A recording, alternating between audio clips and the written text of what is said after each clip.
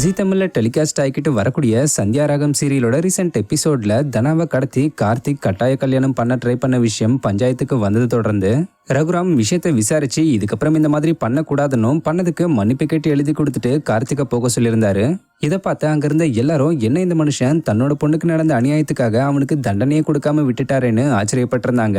But Raghuram போட்ட கணக்கே வேற. என்னன்னா ஒரு பஞ்சாயத்து தலைவரா இந்த தீர்ப்பை கொடுத்துட்டு ஒரு அப்பனா நைட்டு கிளம்பி கார்த்திகோட இடத்துக்கு போய் குறுக்க வந்த அடியாளுங்களை அடிச்சு ஓட விட்டுட்டு கார்த்திகையும் அவங்க அப்பாவையும் ரகுராம் அடிச்சு தவச்சு மிரட்டியிருந்தாரு. இந்த நிலையில இந்த மாஸ் ஃபைட் சீக்வன்ஸ் மேக்கிங் அப்ப எடுக்கப்பட்ட பிடிஎஸ் வீடியோவை சந்தியா ராகம் சீரியல் டீம் ரீசெண்டா ஷேர் பண்ணிருக்காங்க.